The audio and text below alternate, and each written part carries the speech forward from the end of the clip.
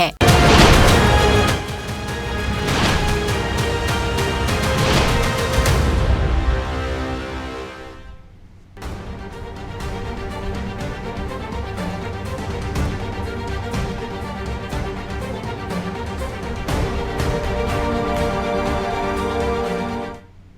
नमस्कार, मुद्दा तो है मैं आपका स्वागत है। मैं हूं आपके साथ ब्रजेश चौक से। आज मुद्दा है राष्ट्रभक्ति पर सवाल, लेटर से मचा बवाल। मध्य प्रदेश की चुनावी जंग में अब विकीलीक्स के एक लेटर की एंट्री हो गई है। लेटर में कमलनाथ पर न्यूक्लियर डील के डॉक्यूमेंट लीक करने जैसे गंभीर आरोप लगाए गए। इस पर प्रदेश भर में जमकर सियासत भी हो रही है। बीजेपी इस पत्र को कमलनाथ के खिलाफ एक हथियार की तरह इस्तेमाल कर रही है। कमलनाथ की राष्ट्रभक्ति पर सवाल खड़े किए जा रहे हैं। 84 के दंगों का सहारा लेकर उनको घेरा जा रहा है, तो कांग्रेस इस लेटर को षड्यंत्र बता रही है। लेकिन सवाल यह है कि क्या लेटर के सामने आने के बाद अब कमलनाथ को राष्ट्रभक्ति और हिंदुत्व के मुद्दे पर झटका लग सकता है? क्या देश की सुरक्षा में सेंध के बहाने बीजेपी कमलनाथ को घेरने की रणनीति बना चुकी है? सवाल तो यह भी है, विकीलीक्स के लेटर पर आखिर कितना भरोसा किया जाए? आज इन्हीं सवालों पर चर्चा करेंगे, लेकिन पहले देखिए ये रिपोर्ट।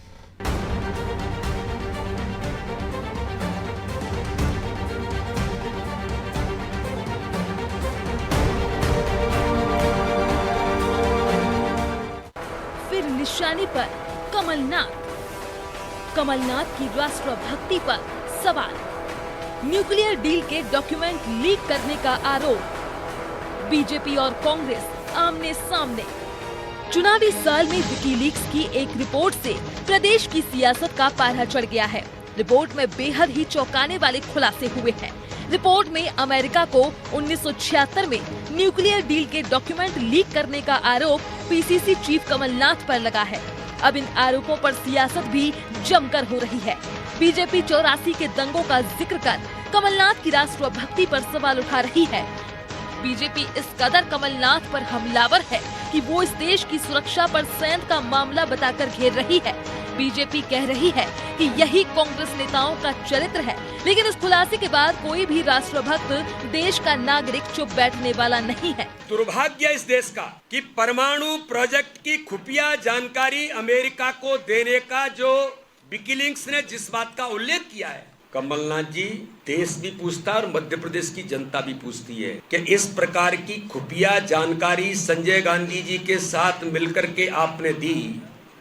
और मैंने पहले ही कहा कि नया मामला नहीं है। चाइना के साथ भी जब कॉमर्स मिनिस्ट्री में थे तब भी बहुत कुछ हुआ था।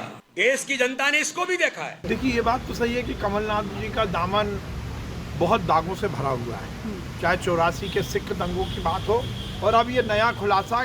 और ये तो बहुत खतरनाक है कि जिस प्रकार से उन्होंने हिंदुस्तान की, हमारे देश की सुरक्षा पर कुठाराघात किया है। यदि ऐसे डॉक्यूमेंट को लीक करने का साजिश में कमलनाथ पर यदि इल्जाम लग रहा है, तो उन्हें आगे आकर इसकी सफाई देनी पड़ेगी। जाहिर है कि इन दिनों कमलनाथ और कांग्रेस देशभक्ति और हिंदुत्व के सहारे चलते नजर आ रहे हैं, लेकिन सोशल मीडिया पर वायरल हो रही रिपोर्ट ने कांग्रेस की मुश्किलें बढ़ा दी हैं। हालात ऐसे बन गए हैं कि कांग्रेस को मामले में सफाई भी देनी पड़ी है।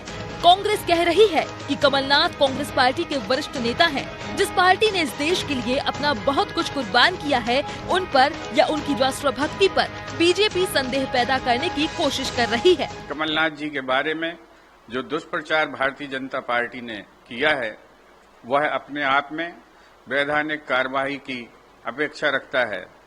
आप 1976 से आज तक भारतीय जनता पार्टी क्या कर रही थी? क्या अटल जी की सरकार भी थी और कई सरकारें इस बीच में रही हैं, वो सब क्या गूंगी और बहरी थी?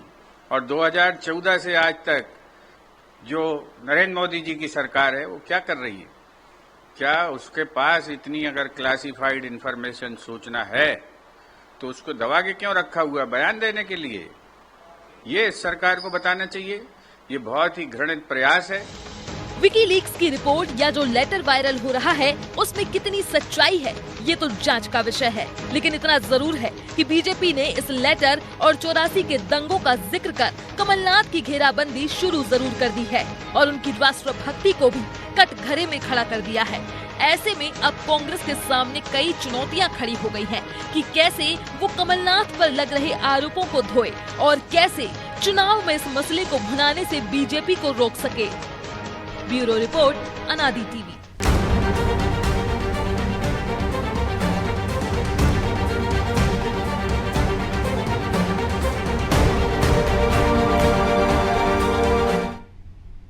तो इस मुद्दे पर चर्चा के लिए हमारे साथ जुड़ गए हैं प्रेम व्यास, बीजेपी नेता हैं, अभिनव बरोलिया, कांग्रेस प्रवक्ता हैं, और देवदत्त दुबे, वरिष्ठ पत्रकार। तीनों मेहमानों का बहुत बहुत स्वागत है। व्यास जी, शुरुआत आपसे ही करेंगे। कांग्रेस आरोप लगा रही है कि कमलनाथ को लेकर आप दुष्प्रचार कर रहे हैं। 1976 से अब तक आपकी सरकार, अटल जी की सरकार भी आई, 2014 से मोदी जी की सरकार भी। कार्रवाई क्यों नहीं की? इतना बड़ा मामला था तो छिपा कर क्यों रखे ये सबूत? सिर्फ बयान देने के लिए? या आप चुनाव में सीएम चेहरा हैं कमलनाथ, इसलिए सिर्फ दुष्प्रचार कर रहे हैं, लोगों को भ्रमित कर रहे हैं? देखिए, सबसे पहले तो मैं बताना चाहूंगा कि 1980 में सांसद बने थे माननीय कमलनाथ जी छिंदवाड़ा से, और उस समय इंदिरा गांधी जी ने एक स्टेटमेंट दिया था, मेरे दो हाथ संजय गांधी और कमलनाथ। ठीक है, उसके बाद वह बहुत सारे पदों पर रहे, लेकिन उसके ठीक बाद में 4 साल बाद ही सिख दंगे हुए, उसमें उनका जो चरित्र था वो सामने आया।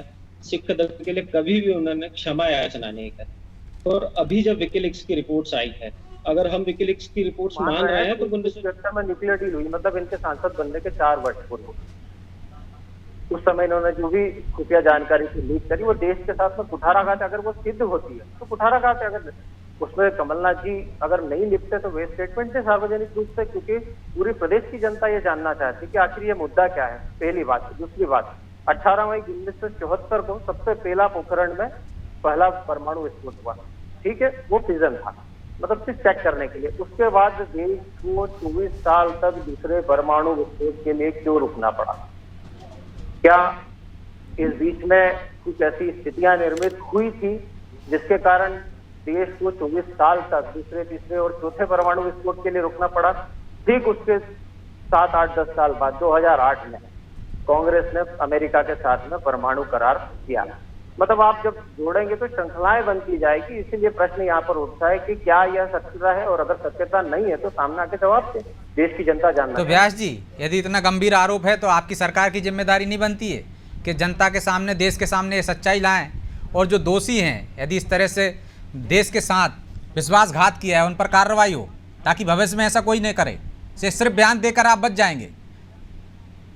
देखिए, जैसे इन्होंने एक हिंडनबर्ग रिपोर्ट आई थी, उसमें प्रधानमंत्री जी को घेरा था, तब भी प्रधानमंत्री जी ने यही कहा था कि देश की न्याय व्यवस्था है, कानून व्यवस्था, उसके तहत हम कार्रवाई करेंगे, उसके तहत जांच होगी और उसके बाद ही निर्णय निकलेगा। हम संसद का वॉकआउट नहीं करेंगे इस मुद्दे पर कभी भी कि नहीं साहब वो सिद्ध हो चुका रिपोर्ट के माध्यम से। हम जांच करेंगे अपने स्तर पर भी, और कमलनाथ जी से भी हमारी अपेक्षा है कि देश की जनता आपसे जानना चाहती है, अगर ऐसा कोई प्रश्न हुआ है, नहीं हुआ है, आप देश के सामने आके बताएं। ठीक है बरोलिया जी, तो देश के सामने आकर क्लियर क्यों नहीं कर देते कि क्या है सत्यता? चुप बैठने का क्या मतलब है? देखिए ब्रजेश जी, जिस तरीके से 18 साल की निष्क्रिय भ्रष्टाचार और घोटाले वाली सरकार मध्य प्रदेश में चल रही है, अब वो चरित्र हनन पे आ गई है। एक 44 साल का कमलनाथ जी का एक जो करियर है वो देश और प्रदेश को बढ़ाने वाला रहा है। वो विजनरी नेता रहे हैं, पूरी दुनिया जानती है, पूरी दुनिया में उनका डंका बजता है। वो फर्जी डंका नहीं बजता है जो मोदी जी का जैसा चलता है कि डंका बज रहा है, वो डंका नहीं है। कमलनाथ जी का एक तजुर्बा जो है इस देश को आगे बढ़ाने वाला है। नितिन गडकरी जी के ये शब्द है उनके नेता के, अटल बिहारी वाजपेयी जी के। और रही बात भाजपा की, तो कहाँ है वो इनके ध्रुव सक्सेना? उसकी बात क्यों नहीं करते हैं ये प्रेस कॉन्फ्रेंस करके? बलराम की बात क्यों नहीं करते हैं प्रेस कॉन्फ्रेंस करके? राफेल की बात क्यों नहीं करते हैं प्रेस कॉन्फ्रेंस करके? विकिलीक्स की बात आप कर रहे हैं, आप पुष्टि करते हैं क्या ब्रजेश जी यहाँ बैठ के कि ये जो इन्हें जारी किया है लेटर, ये इसकी तथ्यात्मक आप पुष्टि करते हैं? बताइए, अनादि चैनल यहाँ बैठ के पुष्टि करता है क्या ये सत्य है, प्रमाणिक है क्या ये? लेकिन जिन पर आरोप लग रहे हैं अभिनव जी, उनको कम से कम उस मामले में बोलना तो चाहिए कि हम केस करेंगे। अनादि टीवी यहाँ पे इस लेटर की पुष्टि करता है क्या? हम पुष्टि की बात क्या कर रहे हैं? हम तो उनके आरोपों को आपके सामने रख रहे हैं ना, जैसे आप आरोप लगाते हैं। ब्रजेश जी, आप इतनी बड़ी डिबेट कर रहे हैं, मुझे इतनी भी बात बता दीजिए। तो ये छोटी मोटी बात है, छोटा मोटा आरोप है। यदि ये आरोप आपने लगाया होता तो उनने केस कर दिया होता, तो आप केस करेंगे। सुनिए, ये फर्जीवाड़ा कर रहे हैं यहाँ बैठ के, जनता को भ्रमित कर रहे हैं। मुद्दे क्या है? घोटाले, पटवारी घोटाला हुआ, ये फंसे पड़े हुए। महाकाल भगवान के नाम पे महाकाल घोटाला किया, फंसे पड़े हुए सब जगह, पेशाब कांड कर दिया, इनके पास कुछ भी नहीं है करने को। तो अभिनव जी, यदि वो भ्रम फैला रहे हैं, दुष्प्रचार कर रहे हैं, तो आपकी जिम्मेदारी नहीं होती कि आप उसकी सफाई करें, आप उस पर स्पष्टीकरण दें? ऐसा नहीं है सर, हम भी सफाई दे रहे हैं। विजिलेंस भी इन पर FIR करेगा, विजिलेंस भी नहीं छोड़ेगा। ये जो तथ्यात्मक, ये जो अपूर्ण जानकारियां कुछ का कहीं से निकाल के ला रहे हैं, मतलब भानुमति से नाता जोड़ा वाली कहानी जो चल रही है, यहाँ मुद्दे कुछ और है, आप बात कुछ और कर रहे हो। तो विजिलेंस FIR करेगा आप कह रहे हैं, आप करोगे कि नहीं करोगे? आप क्या करोगे? आप FIR कराने जा रहे हो यदि गलत किया जा रहा है, दुष्प्रचार कर रहे हैं? हम तो लीगल एक्शन जो लेंगे। ठीक है, लीगल एक्शन लेंगे। आप दुष्प्रचार कर रहे हैं व्यास जी, चरित्र हनन कर रहे हैं, क्योंकि मुद्दों से आपको लोगों को भटकाना चाहते हैं, मुद्दों से दूसरी तरफ ले जाना चाहते हैं। सीधा जवाब दीजिए, फिर मैं दुबे जी के पास जाऊंगा। व्यास जी, देखिए, पत्रकारिता जो होता है वो देश का मुख्य स्तंभ होता है। आज इन्होंने उस पर भी कटाक्ष कराया और उस पर भी नहीं उठाई। आप और हम सिर्फ ये जानने के लिए मैंने आपके बीच में नहीं रोका। माननीय, मैं आपसे चाहूंगा कि आप आपकी अभिनव जी आ जाने दीजिए बात प्लीज। जी व्यास जी, पूरी बात कीजिए अपनी। जिस तरह से प्रथम कटाक्ष इन्होंने आप पर कराया पत्रकारिता पर, वैसे ही इन्होंने पूर्व में भी कई कृत्य करे हैं, लेकिन कभी भी इस देश से, किसी भी समाज से, सरदार सिख समाज हमारी हिंदू संस्कृति की सिरमौर होती है। हमारी पगड़ी धरते हैं सरदार और हमारे सिरमौर होते हैं। उनके साथ जो कृत्य हुआ, क्या उसके लिए कभी क्षमा याचना करी आपने? करी? कभी ध्रुव सक्सेना ने देशद्रोह किया, कभी क्षमा याचना करी? ध्रुव सक्सेना देशद्रोही तो पाकिस्तान से मिला था, भाजपा का नेता। आपके VD शर्मा ने कभी पेशाब कांड में हाथ जोड़ के माफी मांगी? बाथरूम कर दी, पेशाब कर दी आपके नेता ने एक आदिवासी पे, मांगी माफी। ध्रुव सक्सेना ने देशद्रोह किया, पैर तो धो लिए और कैसी माफी है? चलिए मैं लौटता हूँ, दुबे जी को दिखाइए। दुबे जी, क्या इससे कमलनाथ जो हिंदुत्व की लाइन पर आगे बढ़ रहे थे, उनकी राष्ट्रभक्ति पर कोई सवाल नहीं उठाता था, क्या उनके अभियान को झटका लगेगा? इसको कितनी गंभीरता से लेंगे लोग? देखिए अक्षय जी, ये चुनाव अब करीब आ गए हैं और इस तरह के आरोप प्रत्यारोप दोनों तरफ से बढ़ेंगे। आप देख रहे हैं सोशल मीडिया पे कैसे कैसे व्यंग्यात्मक वीडियो सब आ रहे हैं। तो ये यदि पहले होता है तो उसका कुछ असर होता है। अब एक जनता की मानसिकता बन जाती है कि चुनावी दौर इस तरह के चलेंगे, और उसमें यदि स्पष्टीकरण आ जाए, कुछ ऐसा आ जाए, तो और इसकी फिर असर नहीं होता है। अब ये देखना है कि दोनों दल उसको कैसे काउंटर करते हैं। बीजेपी उसको कितना आगे ले जाती है और कांग्रेस उसको कितना तरीके से फेस कर पाती है, क्योंकि ये चुनावी दौर है। तो दिन प्रतिदिन इस तरह की चीजें कब्र में से निकाल के आएंगी, दोनों दलों की तरफ से आएंगी। तो कई नेताओं को देख रहा हूँ कि जिनके खिलाफ कुछ नहीं था, उनके खिलाफ ही आ रहे हैं। तो अब तो चुनाव का वर्ष है और ये चलते रहेंगे, लेकिन उसमें असल बात यही है कि आपका जीवन चरित्र पूरा कैसे रहा। कोई एक दिन में इमेज गलती की बिगड़ती नहीं है, पूरा जीवन चरित्र को बनाने में खपाना पड़ता है, और जीवन भी मुझे लगता कम पड़ जाता है जीवन को सुधारने के लिए। और जिस तरह की राजनीति है अब देश में और प्रदेश में, उसमें तो अब ऐसे ऐसे मुद्दे आए हैं, कई बार कितनी सरकारें बदल गई, क्या क्या हुआ। तो ये तो जनता की मानसिकता के ऊपर है कि उसने कैसी नेता के प्रति धारणा बनाई है और कितनी आक्रामक तरीके से पार्टी उस पर आरोप लगा रही है। तो इस तरह के खुलासे धारणा बदलने में रोल निभाते हैं कि नहीं निभाते? कुछ तो असर करते होंगे, नहीं तो राजनीतिक दल इस तरह के खुलासों पर इतना शोर क्यों मचाते? देखिए, वो तो किसी के ऊपर कुछ भी कर दो, शोर मचना ही हो, कुछ असर भी होता है। ऐसा नहीं है कि बिल्कुल असर नहीं होता। एक जो आप जैसे कोई इस गोल पोस्ट से गेंद ले जा रहा है, उस तरफ सीधा जा रहा है तो सीधा गोल कर देगा, लेकिन स्टिक अड़ाते हैं तो कई बार दिक्कत होती है कि नहीं? ऐसा ही है इसमें, दिक्कत तो होती है, गति अवरोधक का काम करते हैं। वही मैं कह रहा हूँ कि कैसे काउंटर कर पाती है कांग्रेस और कैसे बीजेपी उसको आक्रामक तरीके से ले जाती है, इसी पर डिपेंड करते हैं। ये दोनों तरफ से होंगे। अभी जैसे और मुद्दों पे भाजपा के खिलाफ भी आ रहे हैं, चाहे वो पटवारी भर्ती हो और भी हो, तो व्यापम की बुखाड़ी जारी बात है। तो ये तो मैं आपको बार बार कहूंगा कि चुनावी वर्ष में आप भी जानते हैं कि बहुत तेज होगा अभियान, और अब जब सोशल मीडिया का दौर आ गया है, बहुत रणनीतिकार पूरे देश के मध्य प्रदेश में आ गए हैं, तो वो तो एक एक आइडिया देंगे कि इस मुद्दे को उछाला जाए, इस मुद्दे को उछाला जाए। स्थानीय प्रदेश स्तर का मामला है, लेकिन स्थानीय स्तर पर भी जो टिकट के दावेदार हैं उनके खिलाफ भी ये षड्यंत्र शुरू हो गए हैं, क्षेत्रों में, गाँव में, शहरों में। तो ये तो अब लंबा चलेगा अभियान। तो ये लंबी लड़ाई चलेगी अभिनव जी, लेकिन असर तो कुछ ना कुछ होता ही है।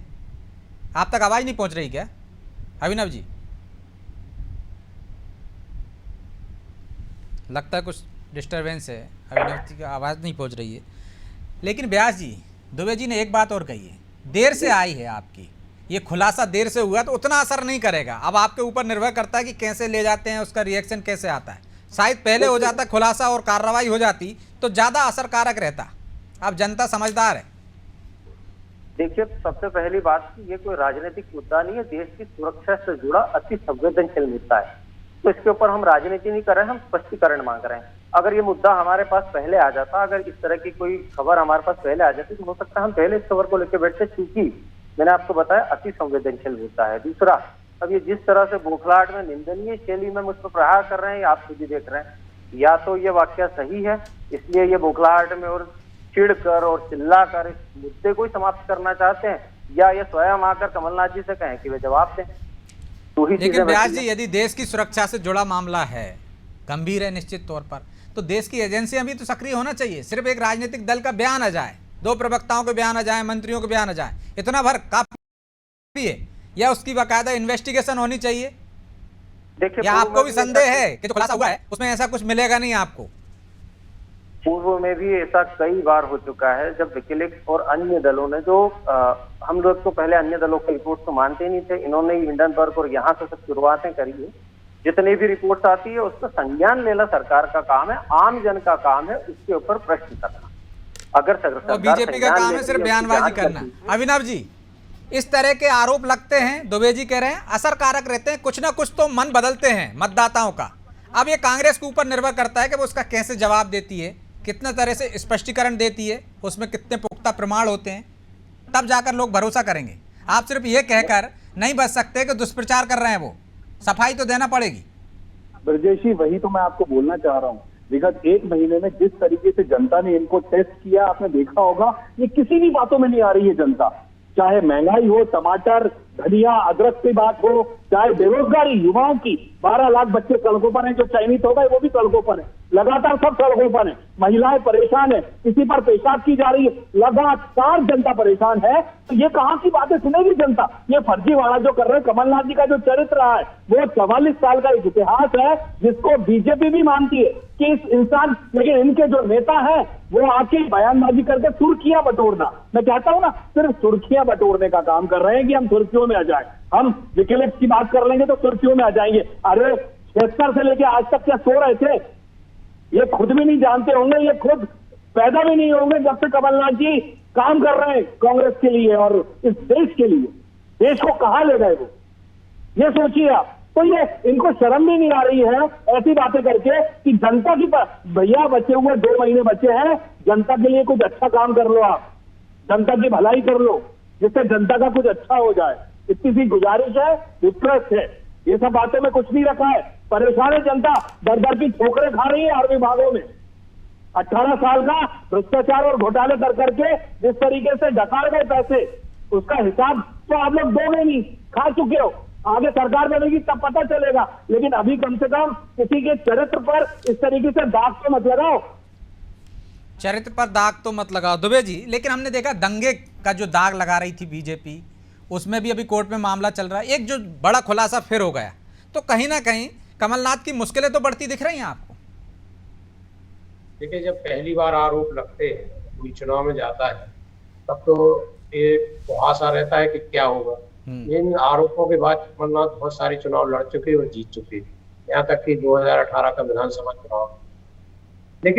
लेकिन तब टारगेट कमलनाथ नहीं थे ना, महाराज थे। माफ करो महाराज, हमारे नेता शिवराज।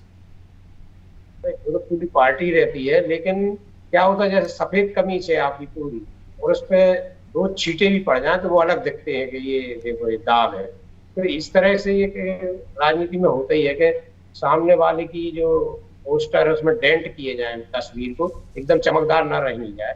तो ये दोनों तरफ से होगा और यही डेंट लगाए जा रहे हैं। और कुछ ना कुछ तो मैंने पहले भी कहा, कुछ तो असर होता है, लेकिन एक व्यापक रूप से, समग्र रूप से। लेकिन आपको नहीं लगता दंगों से ज्यादा बड़ा दाग लग रहा है राष्ट्रवाद का? जो राष्ट्रवाद की एक माहौल बनता है उसमें धारा कहीं और बह जाती है। तो होता ही है कि कई बार कितनी सरकारें बदल गई। आपने देखो वीपी सिंह ने जब बोफर्स का मुद्दा उठाया तो राजीव गांधी की सरकार चली। तो ये बहुत सारी चीजें देश में प्याज पे सरकार चली जाती है। यही तो राजनीतिक दल करते हैं कि चुनाव के समय वो एक कोई ऐसा इशू या मुद्दा ढूंढते हैं जिससे सामने वाले को डेमोलाइज किया जा सके। तो ये दोनों तरफ से होगा, अभी और होगा। बस उसी पे है कि केवल एक पे ही चुनाव निर्भर नहीं करता है, बहुत सारी चीजें। कई बार प्रत्याशी को देख के भी मतदाता वोट देता है, नहीं देखता कि कौन नेता है। कई बार स्थानीय समीकरण को देख के वोट दे देता है। तो चुनाव बड़ा अलग विज्ञान है। उसमें एक ये फैक्टर है कि जिसके नेतृत्व में आप चुनाव लड़ रहे हैं उसको दावेदार बनाया जा रहा है। तो ये तो कोई भी नेता राजनीति में, बताइए आप कितने स्वच्छ छवि के नेता है, सब पर कभी ना कभी कोई ना कोई गंभीर आरोप करते हैं। और ये यदि नहीं लगाए तो क्या होगा? फिर तो वो एक तरफा उसके दल के कार्यकर्ता तो उसको भगवान बना ही देते हैं, फिर वो भगवान ही ना हो जाए। तो ये सब चलेगा और तेज चलेगा, चुनाव तक चलेगा। और अब राजनीति बहुत अलग किस्म की दिशा में जा रही है। अब कमर के नीचे भी बार होने लगे हैं और जिसको जो आता है मन में वो कहता है। क्योंकि और ढूंढ के इतने आजकल एजेंसियां हो गई हैं कि वो ढूंढ के मुद्दे लाते हैं कि इसको आप करिए, इससे आपको फायदा मिलेगा। पहले बहुत सहज सरल थी राजनीति, अब बहुत मैनेजमेंट की, बहुत अब राजनीति भी कठिन हो गई है। और राजनीति में किसी की कमीज पर भी ऐसा नहीं है कि दाग ना हो। बहरहाल अब समय इजाज़त नहीं देता, इसलिए चर्चा को यहीं विराम देना होगा। आप तीनों मेहमानों को बहुत बहुत धन्यवाद। तो अब कमलनाथ पर दूसरा अटैक हुआ है। पहला दंगों के दाग और इसके बाद अब महत्वपूर्ण दस्तावेज विदेश को लीक करने का। निश्चित तौर पर आरोप गंभीर है। अब कांग्रेस का कैसे सामना करेगी और ये चुनाव में कितना असर करेगा? दाग तो हर राजनीतिक दल पे, हर राजनेता पे लगभग लगते ही हैं, लेकिन कुछ दाग ऐसे होते हैं जो निशान छोड़ जाते हैं, जो नुकसान पहुंचा देते हैं। अब इसी तरह का नुकसान पहुंचाने की कोशिश कमलनाथ के लिए की जा रही है, लेकिन कितनी सफल होती है और कितना उस पर कांग्रेस को झटका लगता है, या वो सफाई देती है, या ये दाव उल्टा पड़ता है, ये तो आने वाला समय बताएगा। बहरहाल मुद्दा तो है। मैं इतना ही, मुझे दीजिए इजाज़त और आप देखते रहिए अनादि टीवी। नमस्कार।